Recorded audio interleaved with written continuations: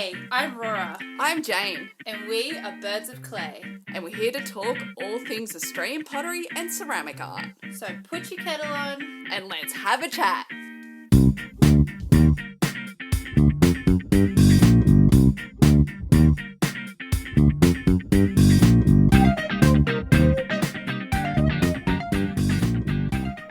We would like to pay our respects to the traditional custodians on the lands on which this podcast is recorded.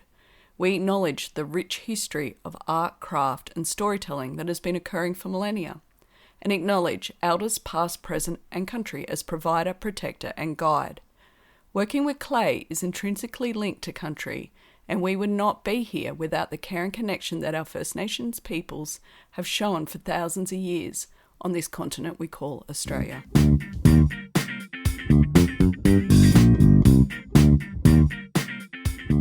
Hi, Clary. Hey, how you going? Good to see you again. Yeah, you too, you too. So today I'm here with Clairy Laurence under Field Trip Gallery which is her gallery, in her studio in Paddington, Meanjin, Brisbane. We're not joined by Jane today, unfortunately, but we'll just all have to hang out outside of this. We'll see you next time. Yeah, we'll catch up. So, Clary, can you tell me a little bit about yourself and your upbringing? So you've obviously been brought up around clay with a potter as a mother. Yeah, I don't know. I think you've heard the story about me when I was a little kid sitting on the concrete floor eating my mother's shavings off her pottery wheel. And then, I just remember a lot of artists coming and going, and she had students and a lot of them coming and going. And look, they were party people back in the 70s it was. And my mum and dad they had a beautiful garden. So and my father had built this lovely brick kiln that he used to do wood firings in, and raku firings, which they do for the students at the end of term. Oh. And that's where it all started, I guess. Yeah. But I guess if you really want to know where it went from there, I think the big story is that my sister was 15 years old when my mother came back from Holland and found out that she wasn't working and didn't really have a home. So she took her up to Springbrook to a guy called Errol Barnes up there, and deposited her at Errol Barnes' doorstep and said, "Here, teach this woman." And she became one of Errol Barnes's apprentices. Yeah. And then when Monica came back from there, Monica was about 20 years old because she was 15 when she left. So 20 when she came home. She started a company and I did my apprenticeship with her. Okay, cool. So unfortunately, an apprenticeship in pottery is not very commonplace in this day and age. What was doing an apprenticeship like? So that was normal back then. Yeah. Pottery was considered a manufacturing job, like any other manufacturing job. I guess it was in with the trades. And it was a 4-year, I didn't do a proper one, like I didn't do it wasn't on paper, but I had to do all the crappy jobs that an apprentice has to do, like the pugging and the mixing up the glazes, which I quite enjoyed mixing the glazes. You know, having to be so precise about it, felt like I was like a mad scientist in there. Do you love that? It feels witchy to me. It does feel witchy. It's so good. Because you think about what you're making, just how many pieces it's going to cover, the glaze, and I don't know. And then it goes through the fire and the transformation. Yes. So yes, amazing. But yeah, and I didn't mind the pugging because I love making mud pies. Yeah. So, getting my hands in the dirt and all that. That was great. But then they started me on making mugs when I got to throw. And the absolute volume of mugs that I had to make in a day was incredible. Like, I can't quite remember, but it feels like I had to get to 150. Whoa. Without handles on. Yeah. But that's a hell of a lot of mugs to make in a day. That's a lot. But then, anyway, I'll talk about that later. Because when you there was a place in Darra Mm. Do you remember the place in Darra that a lot of people did an apprenticeship? It was called, I can't remember what it was called. I don't know. Insert name here. Yeah, and then when I went there to work, I think I lasted maybe 2 weeks. Oh, Jan, the really quick thrower. Anyway, she worked there, and she would make 300 mugs in a day. wow. She was quick because we got paid piecework. Yep. So you learn to be fast. Mm-hmm. How do your wrists feel now? Like, do you ever feel like you sustained any kind of damage to your wrists or hands at all? I did have a little bit of a problem mid-career, my 40s, from wedging. Yeah, okay. Yeah. Mm. But I got an assistant, so that took care of that. You got yourself an apprentice to do all the scut work. That's right. I know how this works. Yeah, I mean, I feel like you earn it at that point. You're like, oh, okay, I've done all these years. Now someone else can wedge my clay. Yeah. Fabulous. So Clary, I've been following your practice on Instagram since I think my first or second year in uni, so 2017-18. And I loved your work immediately. And Thank you. That's okay. So I've been really excited to come and ask you all these questions. And something I've really always wanted to know is you talk about on your website something called The Other Place, something that you draw inspiration from for your artworks. Can you tell us a little bit about what The Other Place is and what that means to you? Yeah. Well, The Other Place came after I started making figures and creatures, because they could just kind of talk to you while you're making them. And then you might have 20 of them around you while you're working towards an exhibition, or more, 50 little creatures. And they're, telling you stories and telling you about where they come from. Yeah. So then they invented, how it goes, this other place where it's kind of, the place beyond the veil. It's kind of like a parallel universe, where cheeky little imps live, and there's more of a... People deal with death differently, because I've got a fascination with death.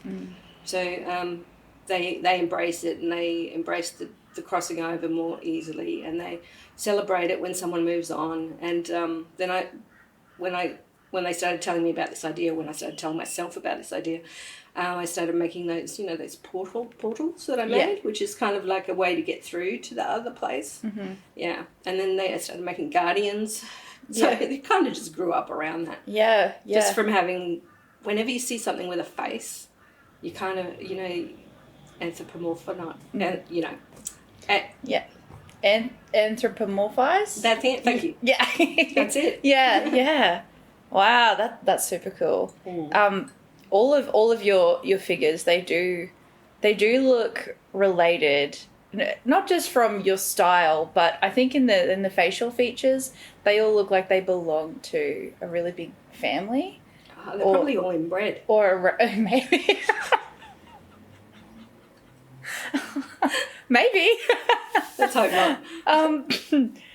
So when you do the faces, do you feel like you've developed a lot of muscle memory around making those features, and that could be why they all look similar? Yeah, I think that's true. Yep. Yeah. And also when I'm making them, I'm looking for a certain type of person to emerge. Yeah. Like someone that I would like as a primary school student. When I was a primary school student, is this someone who I would hang out with? They do all look alike, but they were based on my daughter when she was maybe about 6, 7, 8, because that's when I started really getting into the figurative work. Yeah, and what a perfect reference to use. Yeah, she was a cute baby too. Yeah, I'm sure. So, some guests we've had on the podcast before, David Usher and Shannon Garson, they've mentioned Amfora Gallery. Now, this is a gallery that you started in Brisbane My sister in the and 90s? myself. Yeah, great. Yeah. Can you tell us a little bit about the art scene in Brisbane at that time, a little bit about the gallery space and your connections with the other artists? So my sister and I were sharing a market stall on Sundays at the pier, Eagle Street. And I had seen a little shop up near where I lived, walking distance from where I lived, on Waterworks Road in Red Hill. It was very cheap. It was $100 a week to rent. Can you imagine? No. Might have been 120. Wow.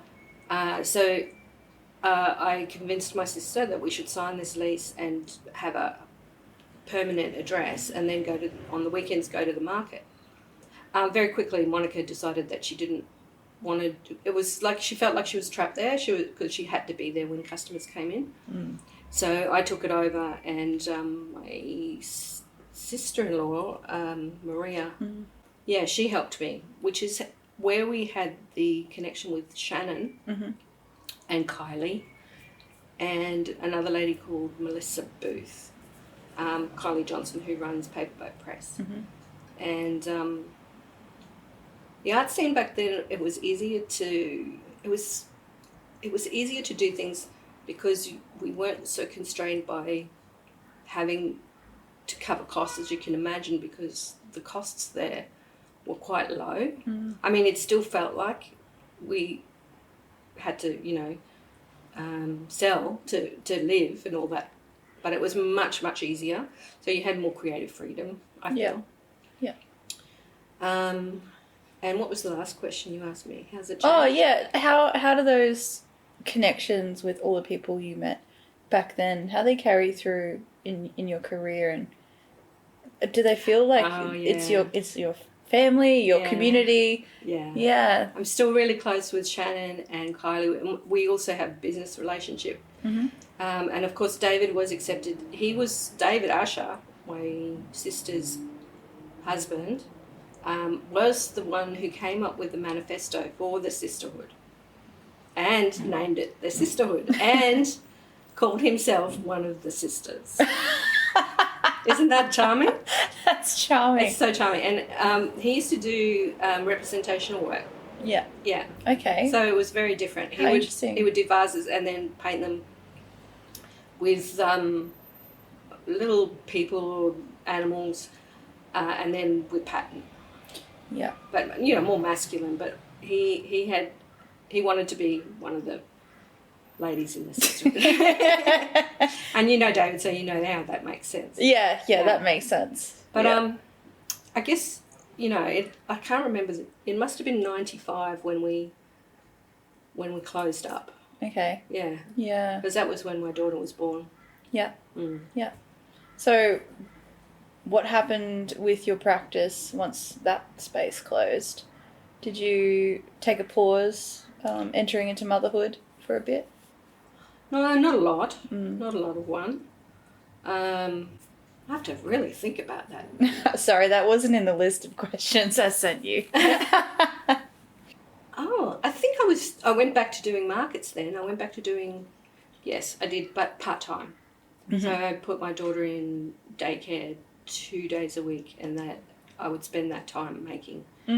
And we sort of did fire up Amfora again. In the place where I lived on Dornoch Terrace, we had a house right on the corner, which was perfect positioning for a gallery. So we would just have openings there when we had an exhibition, but then it was a house the rest of the time. And then after that, my sister sort of took over because she was living on Latrobe Terrace, and then we would have showings at her place. So I was still working, but part-time. Yeah. Yeah. And then, do you remember this? You might be too young. I'm pretty sure you're too young. 99 or so? I would have been 4. Oh, okay. We signed a trade deal with China, and the bottom fell out of the pottery market because we got cheap imports. It might have been before 99. Yeah. I can't remember. It was 90s sometime. Yeah. Yeah. So then I had to teach. Yeah. teach. I did a thing called clay play, which was teaching at primary schools and preschools. Wow, that sounds a little Yeah. chaotic and Yeah. fun. Well, it was chaotic. Yeah. It was fun. Yeah.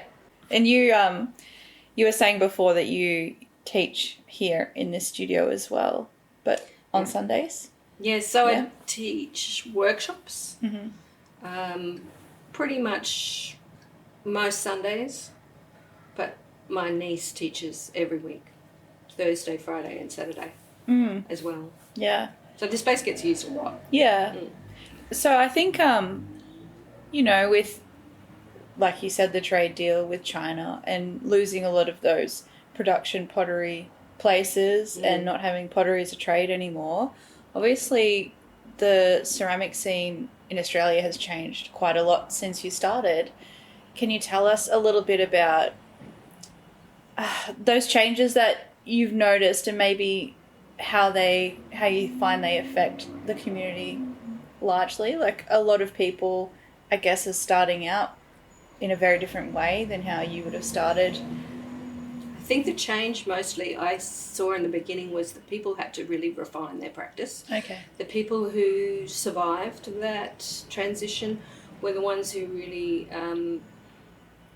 made their work more unique, not so much tableware, or if it was tableware, it was very unique tableware. Because people would still buy something if it was something that they could tell it wasn't mass produced. Before that, you could make tableware. I know that's come back in because you can tell it's handmade and it's different to what we get in China now. But back then, a big difference was that when we were taught in our apprenticeships to make ceramics, we had to make it like it would look like it came out of a machine. Okay. So everything had to be the same size, the same weight, the same, that's why we were so particular about our glazes, because if the glazes had varied in any way, then we couldn't do our wholesale order because people would get upset that it was different. So it was very much like a manufacturing job, whereas now it's become a more an artistic job. Back before the trade deals, people considered pottery very much a craft, and there was a huge conversation around if it is art or if it's a craft, and it was very much put in the craft bucket. Occasionally it would be allowed to move up into the artisan bucket, which means upper level craft. It's still craft. Yeah. Whereas only maybe within the last 10 years I've seen that people are accepting ceramics as an art form. And I think that's something really great about your gallery here is you celebrate ceramics, and I see a lot of ceramic work being shown here and, promoted, and I think that's awesome because there's still, I guess... I know a lot of ceramic artists. Yeah. And what a great way to live. Yeah. Now, leading on to that, on from that discussion about, I guess, leaning into the handmade and refining your practice, you have a really strong style and voice in your work that you've developed. Can you talk about developing that style and maybe where you started and along the way how you made those choices to kind of get to the style you're at now? When I started doing sculpture rather than throwing on the wheel, I was drawn to doing figurative work. And then I got a job at a place called Montelupo, which is a pottery factory in 8 Mile Plains that employs people with disabilities. And I was a thrower there, but I didn't necessarily want to be a thrower. And so I kind of carved out a job for myself by offering to start up a sculpture room, a department, a sculpture department. And that's where I started really honing my skills on figurative work. And my style choices, as far as that goes, it completely unconscious. Okay. I guess it's more the themes that I was going for, which haven't changed. I'm fully attracted to the themes of cornucopia and lush and between life and death and transition and all that sort of thing. So I think a lot of my themes are there, and I'm very influenced by the Catholic iconography. Mm-hmm. And I think that comes through my work too. Also, texture is everything for me. So a lot of what I do is creating pattern with texture. Yeah. So those things is how it comes about. And if I don't like what I'm making, then I don't finish it. I recycle the work and start again. Seeing your work in person for the first time after seeing it online for so many years for me was, it really kind of caught my breath, just seeing all that, because it doesn't really, it's so hard to capture perfectly in a photograph, the amount of texture on something. And seeing that in person, it's so much to look at and take in and explore in one piece. And they're really quite amazing. So what goes into those pieces? How do you construct something so delicate and what kind of structure goes into something like that? When I'm teaching my workshops, I teach that we make the foundation piece first. If you think of a building, it's kind of like the scaffolding that you put in first, or the underbuilding. So that would be the body and the face. So good, because it usually starts with a figure. And then, very important for my work is that it dries to a certain state before you work on it any further, before you start refining, because the clay doesn't stay where you put it until it's at a certain hardness. Well, I don't know about all clays, but, well, no, that's pretty true, actually. Even for clays that are like the BRT that's quite rough, or the sandy type clays. I use PB103 paper clay. Okay. I wondered if you use paper clay. Yeah. And the reason I use the paper clay is because I want to be able to build that structure quickly and work on it, give it shape, and let it keep its shape so the paper's there instead of the grog, as you know. And I like the PB103 because it doesn't have too much paper. You know, some paper clays in the early days, they used to have so much paper in them that they were really difficult to work with. And actually it was Corey who put me onto it, Corey from Pottery Supplies. I remember going in there after I'd started, I'd quit work at Montelupo 2013, and I went down to Pottery Supplies and I said to Corey, okay, we've been using this sandy clay, but I don't like the grit because I want to be able to make it really fine. I want it to look a little bit like porcelain. And he said, well, we've got this new clay. It's an old clay with paper added. Try it out. And I said, I don't like paper clay. I've used it before. It's horrible. You know, the paper pulls out and you get, So he said, well, here's a free bag. Oh. And I didn't look back after that. Oh, good on him. Yeah. Yeah. Excellent. And now you've been his number one buyer of PB103 paper clay ever since. I'm up there for sure. Yeah, up there for sure. So, anyway, talking about the... Yeah. Will I go back to this? Yeah. Sorry, I got totally sidetracked there. That's all right. So you build the structure first, you wait for it to dry, you refine, and then after, you have to remember when to clean everything up. And then after it's all cleaned up, that's when you add detail. Okay. So detail as in your last little arms and fingers, any flowers that I put on there, or any textures that I put on there. Anyway, so do you attach those quite dry? So the body that I'm putting them onto is very dry. Okay. And that's the other thing I like about that clay is you give it a good deep scratch and you add water or slip and it penetrates and the paper kind of sucks up the water and holds it in there so that when you put the add on, whatever it is, it stays there without cracking too much. Or you can stop it from cracking. Yeah, great. I've actually never used paper clay. It's great for sculpture. Oh, but I've been wanting to sculpt a bit more, so I'll give it a go. What do you Sounds throw good. with? My favourite clay is Keen's Midfire number 6. Oh, I've never tried that one. Well, there you go. It's a cone 6 clay body, and when it's fired, it's bright like porcelain, and it's very kind of glassy like porcelain. I should try it. I'm going to try it. It's nice. What temperature? Cone 6. Okay, 1220? Well, I fired at 1200 and I hold for 20 minutes, so it's probably Close a enough. high cone 5 that I fire it to. Yeah. Yeah, but it's good. Nice. It's good. Yep. And I've convinced everyone at the pottery club how good it is, and now we use so much of it. You're going to have a shortage soon because everybody will be Well, buying we it. did. We did. That's what happens. Last term we had to go to a different clay body because... because you told everybody. Yeah, I should have kept it to myself. Bloody hell.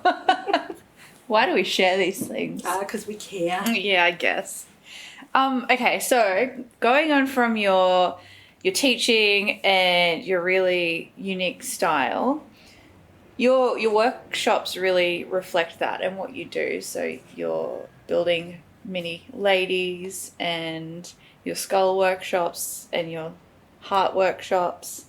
What's it like to share your process with others? And also, how do you feel about revealing those parts of your artistic practice in that way? I got to say, I feel privileged that people are coming to my workshops, and I love sharing my techniques. And people think that maybe I should not be so open about it. But my mother always, she used to teach ceramics. She said, you've got to pass on the knowledge, everybody learns, and that's how you build on. Each person builds on from the person before them, and you owe it to the community. And I'd heartily agree with that. Also, the other thing she said was, people will copy you, let them, because their handwriting is different. Their handwriting as in the way their hands move when they build something. Oh, that's really nice. That's a really lovely way of putting it. The way that your hands build something is like handwriting. Yeah. Yeah. And it's so true, isn't it? Yeah.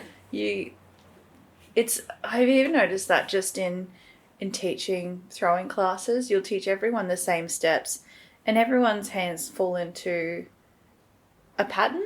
Yeah. One lady created this set of 4 in her... Really?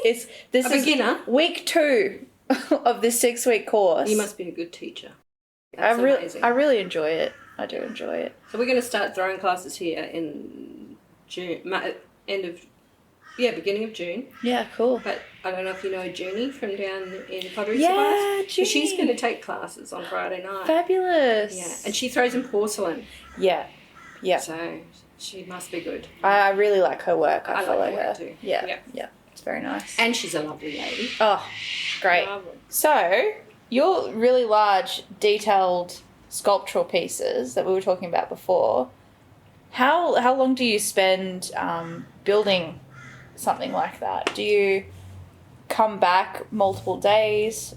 Do you try and do like the base form in one day and come back? If I'm working towards an exhibition, I will do a group of them at a time. Okay. Anywhere from 4 to 10 pieces at the same time. For the larger ones, maybe 4. I work on them consistently until they're done. So those 4 pieces, I will move between them because I do like to wait for them. You know how I was talking about them drying between stages? So I'll work on one, let it sit and dry, start the next one, so on and so forth. So the first stage will be building the body. Anyway, it's boring to talk about the whole process. Not at all. So those 4 might take, oh gosh, I don't like to think about it too much because it's a long time. Yeah. Yeah. I think I've worked out that one piece would be about 1 or 2 weeks for a piece. Wow. For a medium-sized piece. Yeah. Yeah. You can see that.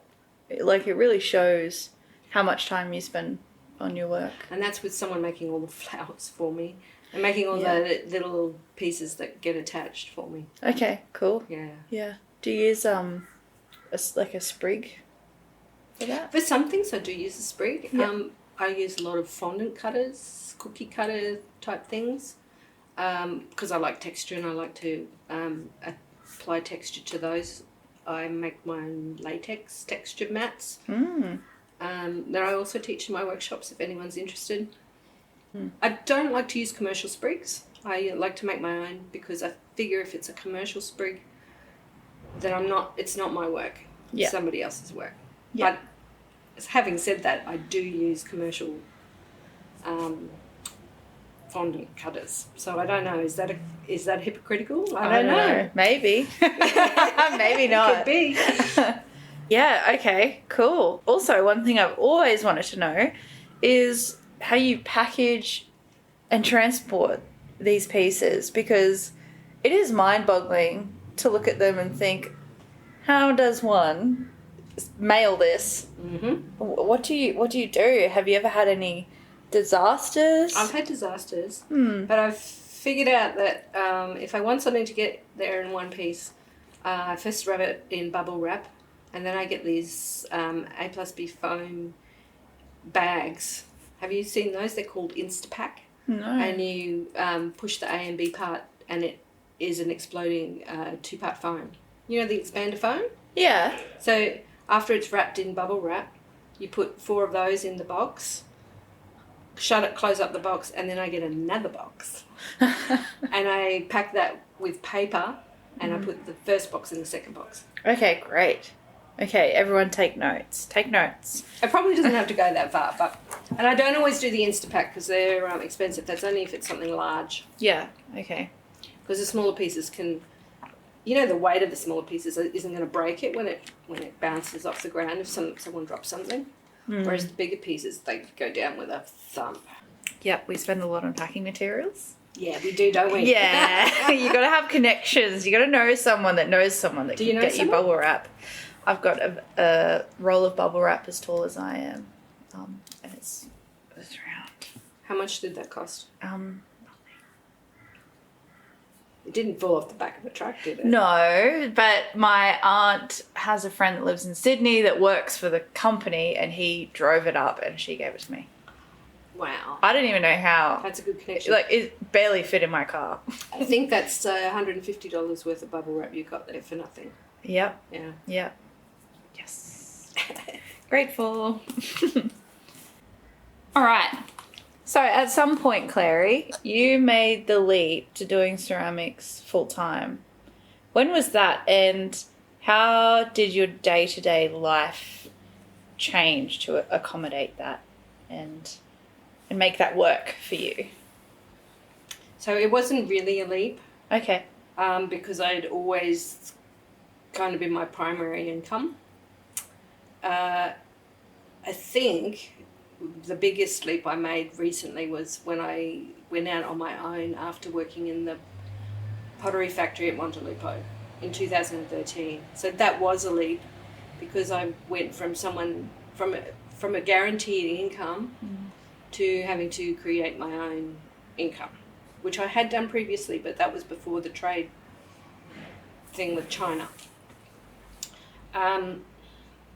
It was a little bit scary at first, but I worked bloody hard. I did markets, I did wholesale, I did open studios, I did workshops, anything. I did everything. And I also like to do my own exhibitions, put on my own exhibitions. So I did that a lot as well. So I was always working. Mm-hmm. Yeah. So I remember going to Magic Mountain, the group show Yeah. in Toowoomba. Yeah. And I loved that residential kind of show in a lived-in home with the artwork everywhere. So is that something that you started doing like in your own home and then? No, okay. The open studio was a bit like that. Okay. So because it was in my house and my studio as well. So my house and my studio are connected through a veranda. So yes, that was like that, but not on purpose, but just because that's all I had. The brainchild for that was David, Usher, and Ali Lawson. They made that work, and Ali Lawson curated it, and she's just really good at that. So I think that's why that worked so well. Yeah, that was Ali. It was inspiring, I agree. Yes. That particular house too. Yes. And also I think seeing all those artworks in a residential space rather than in a gallery setting, you can picture yourself living with these items as well. Yeah. And where you would put them and and having it on real furniture and having a chair next to the real furniture that it's on. Yeah, that makes a difference. And then having a painting and 3D work at the same time. Yes. Yeah, I totally agree. And each room was styled differently as well. So there was this reading room and the walls were a lot darker than any other room in the house. My favourite. And I loved it. And you had that piece with the bears. Yeah. Oh, it was so good. Oh, yeah, my little pompadour pieces. Oh. Yeah. that blew my mind. They were fun to make. And they almost killed me too. I believe it. Oh, yeah. Yeah, cool. So, leading into Field Trip Gallery, this space. So, how long have you been here, and what inspired you to, I guess, open your own gallery? We've been here just under a year. It was July when I signed the lease last year. So it's quite new. But what inspired me was I was working one day a week. My friend Celine Cochrane would come over. She's an amazing artist too. She does ceramics if you want to have a look at her. She came over once a week, and we had done an exhibition together at Paper Boat Press, and we were talking about doing another exhibition together. We were looking for a space to hold our exhibition. We didn't necessarily want to go to an established gallery because we wanted to have creative control. Now, back before COVID, there were a few galleries that you could hire. There was Percolator Gallery and Graydon Gallery, and they had closed because they couldn't financially keep going while everything was closed down. And nothing else seemed to fit what we wanted to do. So for a year, I looked for a place, and this came up for rent. Also, I was feeling a little bit cramped in my little studio at home, which is only 40 square metres. So this kind of worked out. I mean, it's expensive. Yeah. But the space is there. Yeah. So we've got upstairs, which is quite polished, and it's got really beautiful light. And downstairs, which is great because it's got a concrete floor and we can make a mess. Yeah.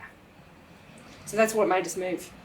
Yeah. It was a lot of help from David Usher, Monica Usher, Libby Usher, Diamanda, who now runs the gallery, Celine. Yeah, we had a little Facebook group and we would chat between ourselves and go, oh, what do you think of this place? What do you think of that place? And that's how we came up with the name too, as we argued about it for about 2 months before we could... No, about a month. Not argue, but, throwing names out there back and forth. Yeah. It's something that I was in my honours year at uni and obviously around David every week, and he told me, oh, Clairy's looking for a gallery space. That'll be good when that's, Yeah. I had actually given up at this stage because I just thought, no, look, the rents were going up and money was tight for everybody. I was thinking this is just not a good time to open a gallery. And, the position of this space is so good. And having the place that downstairs that you can sort of not worry about having clay on the floor, and a place upstairs that is really polished. That would have been hard to find. Well, and it's got its own little kiln room out the front. So, fantastic. Yeah. Very good. I couldn't pass it up. I just had to give it a go. Yeah. I love the the garage door is the opening to the studio, and it's also so light and open down under here as Beautiful well. breeze comes through. So cool in summer. Yeah. It's really nice. I saw recently on Instagram that you had a movie night. Yes, we're having movie nights twice a month because we also have an amphitheatre type backyard that Perfect. So, any art come along. I'd love to have a painter come and do some painting classes down here. That would be lovely. Painting classes, yeah, for sure. Any painters listening, reach out. Reach out. Yeah, cool. So, just also, I want to talk about the kind of work that you've had in the gallery as well. I feel like as a maker that you obviously have certain kinds of people that are drawn to your work, probably therefore certain kinds of artists that are drawn to this space. A lot of the work that I've seen shared by the gallery Instagram page, it's all very figures in nature, all kind of dreamscapey, very, they just seem like they marry really well, all the work. That's nice. That's really nice. It's when you're starting, it's hard to spend time between trying to source people who you want to show, and although it is a space for hire, there's still, you don't want to have people in there that don't fit the vibe. But from the very beginning, we had an idea that we wanted to do something contemporary, and I'm glad you said dreamlike, because I'm totally into surrealism. Love. And pop art and figurative and nature, all the things you mentioned. Yeah. It really shows. I guess, do you have to say no to a lot of people? How does that work? Or is it just Okay, so people put in a request. Yeah. And it will have a link to their work. So I don't have to do that because my gallery manager does that. And it's not hard because she can say it's my decision. And it's not hard for me because I don't have to say anything. And it's not something we've really had to do much. Yeah. Because people who've come to us with a request have kind of been on the same page. Yeah. Mostly. Yeah. So we've been lucky in that regard. Yeah, amazing. And I was very luckily invited to be in the debut exhibition of Field Trip. We were so wanted to have you. Oh, thank you. And the opening was amazing. There were so many people here. Do you find that you get a regular crowd coming in? Do you see a lot of new faces? What's that like? No, so I don't think we have a regular crowd. I think people come depending on what the show is. Mm-hmm. That's what I've noticed. Okay. So they'll see what's showing and they'll come to that. So it also depends on what's on out there in Brisbane. Yeah. And I really don't pay enough attention to that. I need to pay more attention because sometimes there'll be only like 20, 30 people here, and other times there'll be, like 80. Yeah. Like 100. Crazy, which they don't fit in there. Yeah. Wow. That's amazing. And that just, speaks to that need that Brisbane had, that you identified for another gallery space. I don't know that it was a need. You don't reckon? I think it was a need in me. Oh, yeah. But I don't know. Sometimes I feel like it's just a little bit frivolous of me to be doing this. But I'm so glad that there are people out there who want to take the opportunity to create their own exhibition, because that's what excites me, seeing new work come through. Yeah. Yeah. How do you feel that your practice has changed since starting the gallery in the past 12 months? Have you had to adapt in a lot of ways, or...? So I put my practice aside for now. Yeah. Okay. Yeah. Mm-hmm. I'm still making. Yep. But I'm only making things that I've made previously. So usually when I have an exhibition, of course, it's all new work. But I haven't got that room in my brain to be thinking about new work. As you know, that takes up a huge amount of brain space to go, come up with themes and new bodies of work. So I've just been making things like sacred hearts and bugs and little babes to sell for money. Yeah. And I've even taken on a few. Don't tell anyone I'm taking commissions because I'm not. But I have done a few recently. So your buyers, your collector base, because you've been selling in Brisbane for so long, do you have some people that have been buying from you, I guess, since the start that have carried on? I'd love to know. Yeah, you're not Really sure? No, I don't know. Oh, I don't know. No, interesting. Look, my website would tell me. Yeah. Because the names would come up, and I have noticed the same names coming up. A lot of them in Melbourne, actually. Okay. Yeah. Yeah. But I'm not really sure. Yeah. It'd be interesting to see. Well, I always find it really cool when you go to a friend's house. Well, for me, it's a friend because I don't have many collectors, but they have really early iterations of my work, like the first nice they have mugs I've ever made, and because you get to see what you used to make. yeah, You don't remember all the. not at all, not at all. Excellent. Have you ever done any collaborations before? I thought of that question when I thought about your creative family. So, painters, ceramicists. Have you ever come together and made something with someone else? Teal, what's her last name? She's a painter. Mm. I have to insert name here. Insert name here. She's a painter, so I did an exhibition with her, and I made some forms for her to paint. So I have done that, and I'm sure I've done that a few times. Mm. And that is, of course, an idea that originally came from Errol Barnes, who has my sister did an apprenticeship with, and also David Usher did an apprenticeship with up there. He used to have some famous painters go up and stay with him in Springbrook to paint his forms, and then we did that in Amfora a lot. Yeah, cool. Yeah, so I've done a bit of that. Kylie Johnson went before she was into ceramics. Mm-hmm. Also Shannon Garson.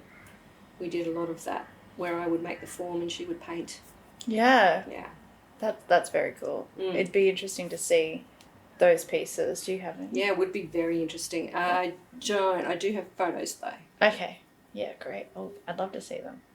Well, it doesn't have to be today, but whenever. Well, I don't know where they are. Okay. They're That was physical before photos. digital, yeah. Yeah, okay, yeah. 1991, 92, Yeah, yeah. 93, 4, 5. Okay, Clary, can you talk about what's on your horizon? What are you thinking about? Are you working towards anything at the moment? I have got 2 exhibitions coming up in about a week or so upstairs in Field Trip that I'm very excited about, but it's not ceramic related. Both of them are painters. I've got a Mother's Day out there coming up where I've got work. See now that I've got this business here, I am doing a lot of promotion of other people's work, not just my own. I guess I do hope to do a solo exhibition in 2026, and I want to base it around foliage of some type, and that's as far as I've come. Foliage and guardians and foliage. That's it. That's as far as I've come as an idea. Sounds great. I can picture it. I can't wait to come. You know, I'm obsessed with the food dogs. Yeah. I don't know why. Yeah. I just the idea of having the protectors and the protectors of the portal, you know. Yeah. Yeah. Oh, it's going to be amazing. I hope so. Oh, no, it will be. It will We'll be. find out. Yeah, you've got a good track record, so I'm expecting good things. I've got a year to figure it out, so that's good. Yeah. Oh, that's another great question. So, how long would you take to develop a solo body of work? I used to do one solo a year, Okay. and it is exhausting. Yeah. In 2023 or 3 it might have been, I was quite tired, and I asked Kylie, because I was having a show at Kylie's Paperboat Press Gallery, and I said, Kylie, I don't think I can do one on my own. Can you suggest someone? That's when I started working with Celine. And I think I'm ready for a solo again, but maybe every 2 years now, because I think I'd rather just make the work and be proud of the work, and not at the end, I think after 1 year, I feel like I'm still rushing to get to where I want to be. You know how when you do work, it's never what you want it to be. Yeah. So, but someone did tell me, a very good friend of mine, about the 80% rule. Have you heard about that? No, what's that? Okay, so it's never going to be perfect. It's never going to be as good as you want it to be. So long as it's 80% what you want it to be, then you know you can stop and move on to the next piece. So if my body of work is 80% where I want it to be, I'm okay with that. Okay. But I'm only okay with it because someone gave me permission and Yeah. said that that's okay. Yeah. But you do improve every time. Well, you'd hope you'd improve every time you do it. So that 80%, if you look back, would have been your 120%, 10 years ago. Yeah. Well, that's an interesting way to think about it. It saved me from burning myself out. Yeah, and also just having a line where you can stop and accept what you've created as well. Sometimes I think, well, I haven't done my best. Yeah. Because it's only 80%. But I'm not sure that spending more time on it would have made it 100% because there's no perfect. Yeah, that's true. And I think maybe if we make something we're 100% happy with, where does the iteration or the next iteration of that work come from? You know, if you Maybe make then it... you can just give up. Yeah. Ugh. I don't ever want to make something at 100% if that's what's going to happen. No. Yeah. Oh, well, very exciting. Is there anything else you would like to add? No, talk but about? thank you so much for coming down. Oh, no worries. So lovely to see you. And I would love one day to have an exhibition of yours here. Oh. If you ever feel like... Oh, I would love that, Clary. I really would. Well, thank you so much for having me and taking time out of your busy life to share all your thoughts so generously on here. We're very grateful, and Jane and I have been really looking forward to it. So, yeah, thank you so much, My Clary. pleasure. Thank you. Okay, bye, everyone.